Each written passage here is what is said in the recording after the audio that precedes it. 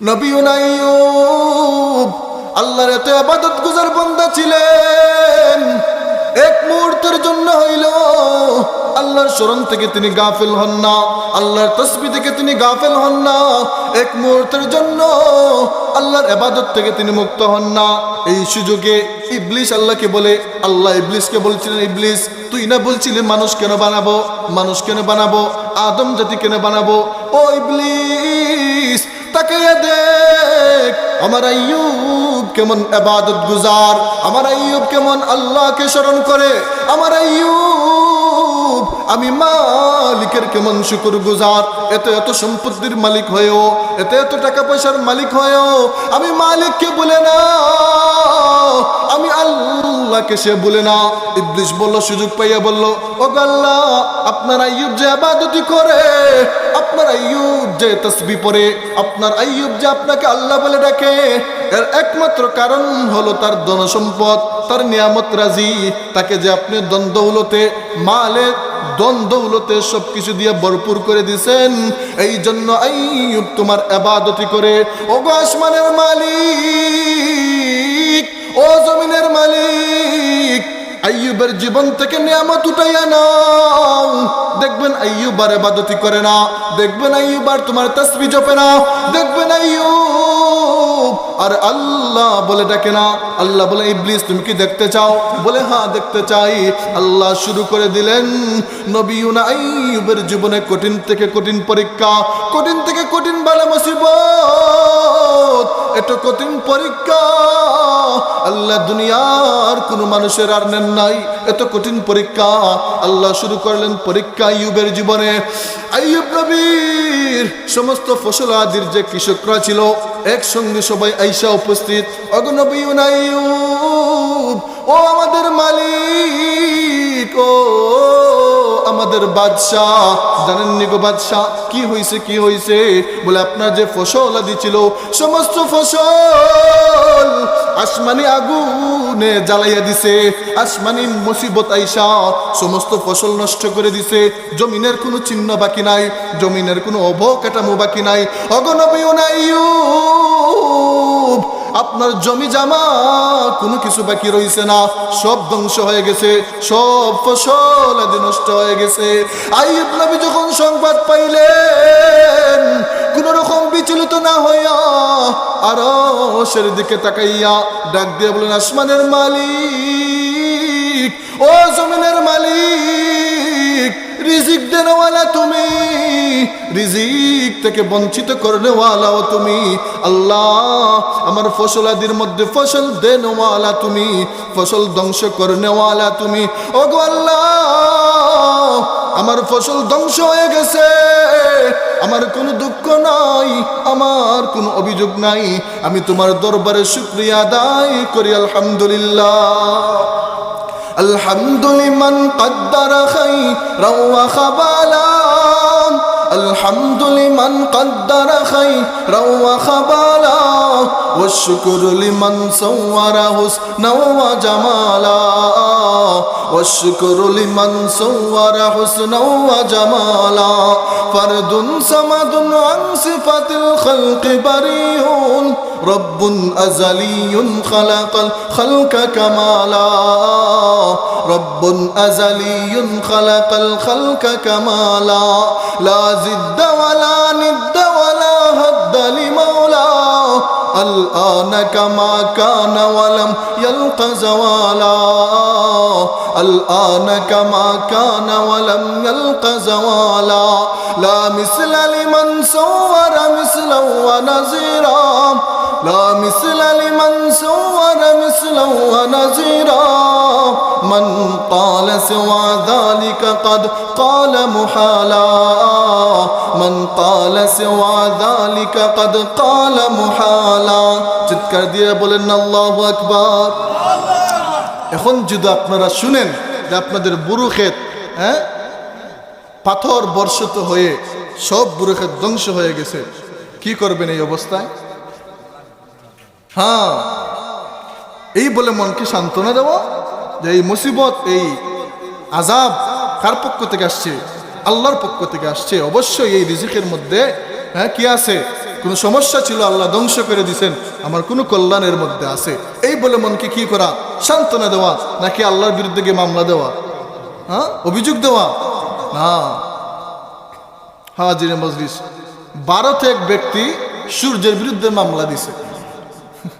বুঝেন নাই? কের বিরুদ্ধে মামলা দিছে? সূর্যের বিরুদ্ধে। সূর্য কেন অতিরিক্ত তাপ দেয়, বুঝেন না? হে রাস্তা দিয়ে হাঁটতে পারে না, রৌদ্রের তাপের কারণে অতিরিক্ত গরম লাগে। হে মামলা দিছে কার বিরুদ্ধে? সূর্যের বিরুদ্ধে, ভারতের এক ব্যক্তি। নাউজুবিল্লাহ বলে। তাহলে এবার আপনারা বলেন, হে যদি সূর্যের বিরুদ্ধে মামলা দিতে পারে, তার যদি কোনো বিষয়ে কোনো কম বেশি হয়, তো আল্লাহর নামে মামলা দিবে?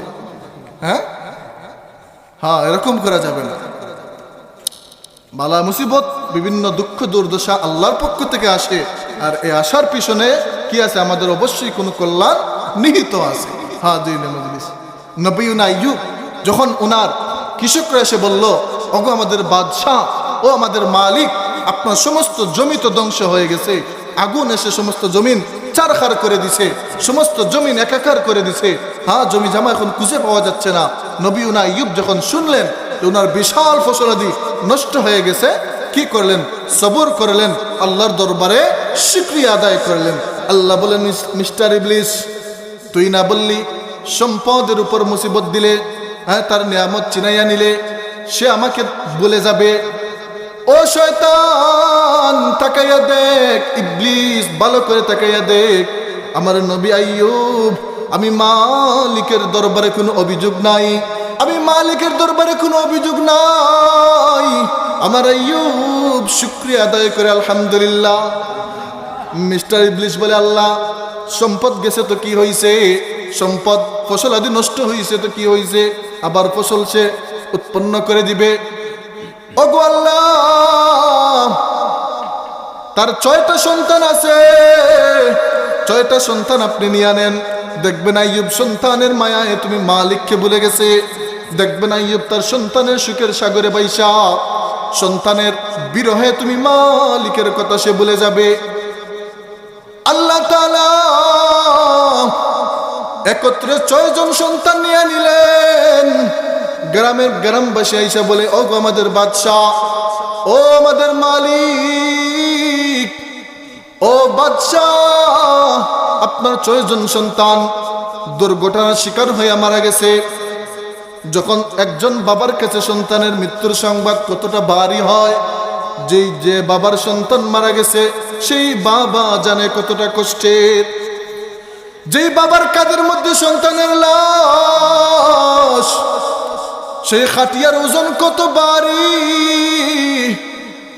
খাটিয়া বহনকারী বাবা জানে সন্তানের লাশের ওজন কতটা ভারী হয়।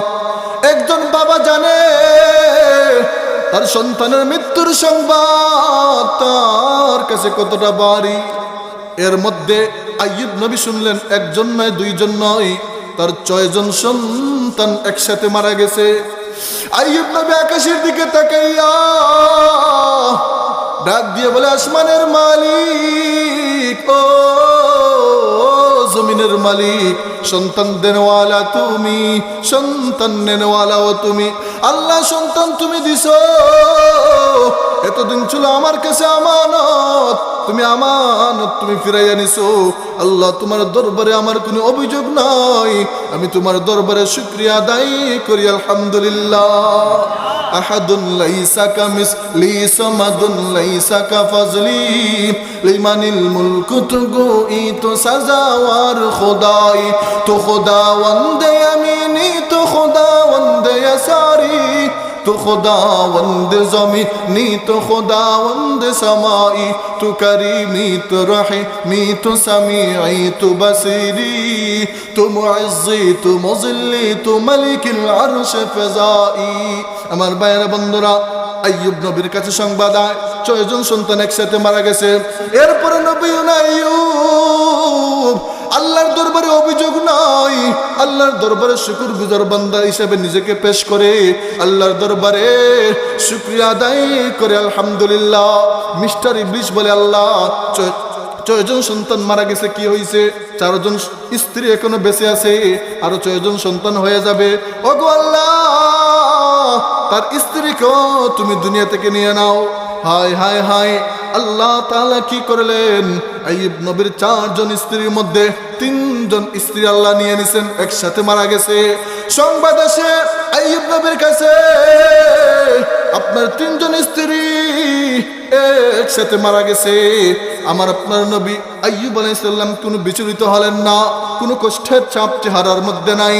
আল্লাহর দরবারে শুকরিয়া আদায় করলেন, আল্লাহর দরবারে শুকরগুজার বান্দা হইয়া আল্লাহর দরবারে শুকরিয়া আদায় করেন, আলহামদুলিল্লাহ।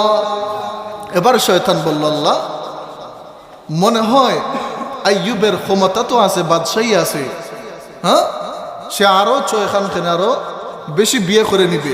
আপনি কি করেন, তার ক্ষমতা চিনিয়ে নেন, বাদশাহী কি করেন চিনিয়ে নেন, দেখবেন আইয়ুব কি করবে, আপনার নাফরমানি করবে, আপনাকে আর আপনার কথাও স্মরণ হবে না, আর তসবিহ জপবে না, আর সিজদাও করবে না, আপনি ক্ষমতা নিয়ে নিন। আল্লাহ কি করলেন? আইয়ুব নবীর ক্ষমতা নিয়ে নিলেন। এলাকার মানুষ সকালবেলা আইসা রাজপ্রাসাদে বলে, ও নবী আইয়ুব, আগামীকাল থেকে তোমাকে আমরা বাদশাহ মানি না, তোমার বাদশাহী আর এই এলাকায় চলবে না, তোমাকে আমরা বাদশাহ মানবো না, তোমার বাদশাহী আমাদের দরকার নাই, ক্ষমতা চলে গেছে, ক্ষমতা চলে গেছে। এরপর আইয়ুব নবী আল্লাহর দরবারে শুকরিয়া আদায় করে ডাক দিয়ে বলে, আল্লাহ ক্ষমতা দেনেওয়ালাকে, আল্লাহ জোরে বলেন ক্ষমতা দেনেওয়ালাকে, ক্ষমতা থেকে লাথি মেরে ভারতে ফেলনেওয়ালাকে, জোরে বলেন না দেখি কে? এই আল্লাহ এখানে আছেন না নাই? 5 আগস্ট আমরা দেখছি কি দেখছি না? আইয়ুব বলে, আসমানের মালিক ও জমিনের মালিক, ও তুইজ্জু মান তাশা ওয়া তুযিল্লু মান তাশা বিয়াদিকাল খায়র ওয়া হুয়া আলা কুল্লি শাইইন কাদির। ইজ্জত দেনেওয়ালা তুমি আল্লাহ, বেইজ্জত করনেওয়ালাও তুমি আল্লাহ। আল্লাহ যদি কোনো মানুষকে বেইজ্জত করতে চান, আর সমস্ত দুনিয়ার মানুষ যদি তাকে বাঁচাইতে চায়, সমস্ত দুনিয়ার মানুষ একত্রিত হয়েও তাকে বেইজ্জতি থেকে বাঁচাতে পারবে না। আল্লাহ যদি কাউকে সম্মানিত করতে চান, সারা দুনিয়ার মানুষ তাকে বেইজ্জত করতে হলেও আল্লাহ যদি তাকে সম্মান দিতে চান, সারা দুনিয়ার মানুষ মিলেও তাকে বেইজ্জত করতে পারবে না, ইজ্জত দিতেও পারবে না, ঠিক কিনা? হ্যাঁ, আমরা দেখেছি একটা লিঙ্ক ভাইরাল হয়েছে, ডিসি সাহেবের চাকরি শেষ, অথচ ডিসি সাহেব ঘরের মধ্যে ঘুমন্ত, দরজা জানালা লাগানো। এই মুহূর্তে আল্লাহ সারা দুনিয়ার মধ্যে বেইজ্জত করে দিছেন। ইজ্জত দেনেওয়ালাকে, বেইজ্জত করনেওয়ালাকে আপনার ঘরের মধ্যে তালাবদ্ধ অবস্থায় আল্লাহ সারা দুনিয়ার সামনে বেইজ্জত করে দিবেন, তিনি হলেন আমার আল্লাহ। আর সারা দুনিয়ার মধ্যখান থেকে আল্লাহ আপনাকে সুনামের সহিত ঘরে পৌঁছিয়ে দিবেন, সেই ইজ্জত দেনেওয়ালাকে আল্লাহ। আইয়ুব নবী কোনো বিচলিত হলেন না, ক্ষমতা চলে গেছে, বাদশাহী চলে গেছে, আল্লাহর দরবারে শুকরিয়া আদায় করেন, আলহামদুলিল্লাহ বলে শুকরগুজার বান্দা উপস্থাপন করেন। দেখেন আইয়ুব নবীর জীবনে আরো কত কঠিন পরীক্ষা। এবার ইবলিস বলে, আল্লাহ এবার আপনি কি করেন? সে তো দেখতে সুন্দর, আইয়ুব নবী একজন সুদর্শন পুরুষ ছিলেন।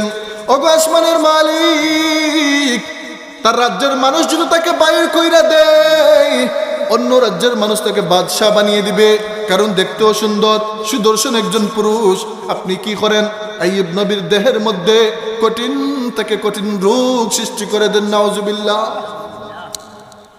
আপনি আইয়ুব নবীর দেহের মধ্যে কুষ্ঠ রোগ দিয়ে দেন, দেখবেন আইয়ুব আর আপনার ইবাদত করবে না, দেখবেন আইয়ুব আর তাসবিহ জপবে না, আইয়ুব আর সিজদা দিবে না, আইয়ুব আর আপনার ইবাদত বন্দেগী করবে না।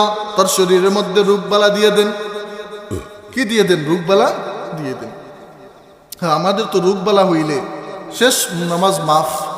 নামাজ কি মাফ, আর মসজিদে যাওয়ার দরকার নাই, কারণ অসুস্থ তো। তাহলে কি সুস্থ হইলে নামাজ ফরজ, আর অসুস্থ হইলে মাফ? হ্যাঁ, নামাজ এমন এক বিষয়, আপনি যদি দাঁড়িয়ে না পড়তে পারেন বসে পড়বেন, বসে না পড়লেও ঘুমিয়ে পড়তে হবে। ইশারায় আপনার উপর নামাজ ফরজ, ইশারায় আপনি নামাজ পড়তে হবে। 7 সমুদ্রের মধ্যখানে যদি আপনি সাঁতার কাটা অবস্থায় থাকেন, এমতাবস্থায় কানের মধ্যে আজানের শব্দ আসে, সেই অবস্থায় আপনার উপর নামাজ ফরজ, নামাজ মাফ নাই। এই জন্য নামাজ অত্যন্ত কঠিন একটা আবাদত, গুরুত্বপূর্ণ একটা আবাদত। এই নামাজ ফরজ হয়েছে এই মাসে, রজব মাসে। এই রজব মাসে আল্লাহ রসুলের মেয়ারাজ সংঘটিত হয়েছে, যে মাস আমাদের সামনে বিদ্যমান। আল্লাহ তার হাবিবকে তার কাছে নিয়ে আরশে আজিমের মধ্যে নিয়ে আল্লাহ রসুলকে আল্লাহ নামাজ হাতের মধ্যে বুঝিয়ে দিয়েছেন। অন্যান্য হুকুম আল্লাহ আয়াত নাজিল করে সারা জগৎবাসীকে জানিয়ে দিয়েছেন, কিন্তু নামাজের মতো আবাদত আল্লাহ তার হাবিবের হাতের মধ্যে তুলে দিয়ে বলেছেন, হাবিব আমার, এই নামাজ আমার আল্লাহর পক্ষ থেকে হাদিয়া। হ্যাঁ, এই নামাজ আপনার উম্মত যেন পাবন্দির সহিত আদায় করে। হ্যাঁ, নামাজের সংখ্যা ছিল কত? 50, কিন্তু কমতে কমতে কত? 5। আল্লাহ বলেছেন এরপরেও আপনার উম্মত যদি পাবন্দির সহিত সেই 5 ওয়াক্ত নামাজ সঠিকভাবে আদায় করে, আমি আল্লাহ 50 ওয়াক্তের সওয়াব আমি আল্লাহ দিয়ে দেব। এই মেরাজের মাস চলতেছে, মেরাজের ওয়াজ আপনারা জানেন, শুনেন, আমি সেই দিকে যাব না। আইয়ুব নবীর সমস্ত শরীরের মধ্যে রোগ বালা দেওয়ার অনুরোধ মিস্টার ইবলিস আল্লাহর কাছে করে। আল্লাহ বলেন, ইবলিস তুমি কি দেখতে চাও? বলে হ্যাঁ দেখতে চাই। ইবলিস বলে হ্যাঁ দেখতে চাই। আমার আরশের মালিক আইয়ুব নবীর মাথা থেকে পা পর্যন্ত কুষ্ঠরোগ দিয়ে দিলেন। কুষ্ঠরোগ এত মারাত্মক একটা ব্যাধি, সারা শরীর পচন সৃষ্টি হয়ে যায়। মাথা থেকে পা পর্যন্ত সারা শরীরের মধ্যে পচন শুরু হয়ে গেছে। এলাকাবাসী বলে, ও আইয়ুব, তুমি যদি এলাকা থেকে বাহির না হও, আমরা এই এলাকায় টিকতে পারবো না। ওনার একজন স্ত্রী বেঁচে ছিলেন, ওনার নাম ছিল রহিমা আলাইহিস সালাম। সেই রহিমা ওনার কাছে এলাকাবাসী আবদার করে, তোমার স্বামী আইয়ুবকে ঘর থেকে বাহির করো, আমরা পাড়া প্রতিবেশী থাকতে পারতেছি না দুর্গন্ধের কারণে। আপনার স্বামী আইয়ুব, ওনাকে ঘর থেকে নিয়ে অন্যত্র চলে যাও। রহিমা আইয়ুব আলাইহিস সালামকে লয়া রাস্তার মধ্যে আশ্রয় নিলেন। প্রতিক্রিয়া ডাক দিয়ে বলে, ও রহিমা, আপনার স্বামী আইয়ুব এই রাস্তা থেকে সরাও, আমরা রাস্তায় চলাচল করতে পারি না, আমরা রাস্তা দিয়ে যাইতে পারি না, দুর্গন্ধের কারণে আমাদের চলাচল করতে দেরি হয়। ও রহিমা, আপনার স্বামী আইয়ুবকে এই রাস্তা থেকে অন্যত্র নিয়ে চলে যাও। রহিমা আইয়ুব আলাইহিস সালামকে লয়া ওই দূর ময়দানের মধ্যে চলে গেলেন, ওই বন্দের মধ্যে চলে গেলেন, ময়দানের মধ্যে। সেখানে আশ্রয় নেওয়ার পর কৃষকরা ডাক দিয়ে বলে, ও রহিমা, তোমার স্বামীর দুর্গন্ধের কারণে আমরা কৃষি কাজ করতে পারি না, তুমি হাওর থেকে সরাও, অন্যত্র লইয়া যাও। রহিমা নবী আইয়ুবকে জঙ্গলার মধ্যে নিয়ে গেলেন। যেই জঙ্গলার মধ্যে একটা ময়লার ডাস্টবিন ছিল, এলাকাবাসী এখানে ময়লা ফেলতো, এই জায়গায় কেউ অবস্থান করতো না, এই জায়গা দিয়ে কেউ যাইতো না দুর্গন্ধের কারণে।